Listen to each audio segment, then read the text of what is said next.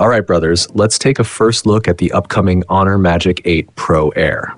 What you're watching right now is an early advanced unboxing of this phone. Let's start by opening up the Air version and seeing what it's all about. I actually didn't study the specs too closely beforehand, but just from the box itself, you can already tell that this model sits at a higher level than the standard Magic 8. Otherwise, it wouldn't carry the name Magic 8 Pro Air, right? Now, take a look at this color. At first glance, you might think it's similar to the Apple 17 Pro shade, but wait a second.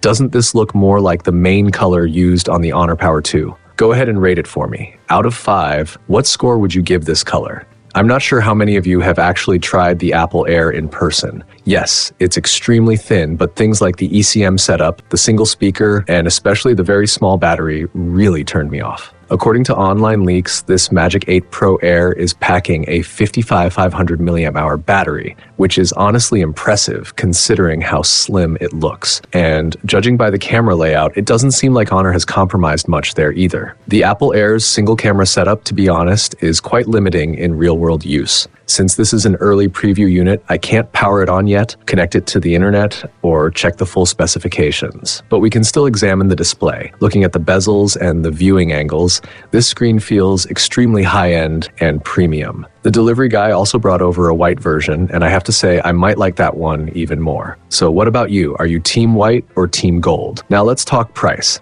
How much do you think this phone will go for? I expect the base version to start at 12 gigabytes of RAM with 256 gigabytes of storage. My guess is around $14,899, which should be roughly 530 pounds in the UK and about $717 US. Next up, here comes the big one, the Honor Magic 8 RS. The packaging looks very similar to last year's version. I actually bought it during the initial launch last year, and it even came with a ceramic mug. This year, it still uses the same drawer-style box design, and you'll notice the Porsche design branding right on the packaging. Once you open the lid, there's an English message inside that you can read and translate on your own. Let's take the phone out and quickly go through what else is in the box. You get a phone case, a dedicated SIM ejector tool, a direct access diamond membership card, and a 120-watt charger, though it's not a Seiko charger this time. The braided data cable also comes in black. And yes, the delivery guy surprised me again by bringing the purple version as well. So tell me, which one do you like more?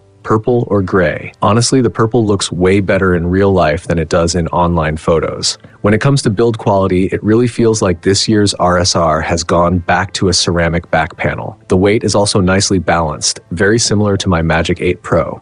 Here's how it looks with the case on. You can see the familiar triple camera setup and the curved screen on all 4 sides. As for the display, it's definitely flagship level, so there's nothing to worry about there. Even though I think this year's purple is an improvement over last year, I personally still prefer the gray version. In terms of pricing, I expect it to start around $79,999, which should be about 850 pounds in the UK and roughly $1,150 US. Overall, the Magic 8 Pro Air impressed me the most today, especially considering its thin design and battery size. That said, the Porsche design model gives off a stronger sense of luxury and premium quality. What I'm really excited about now is seeing whether its imaging system brings any major upgrades. This video was just a quick early unboxing, and I'll be sharing a detailed review very soon. Make sure you stay connected with the channel, and I'll see you in the next video. Bye.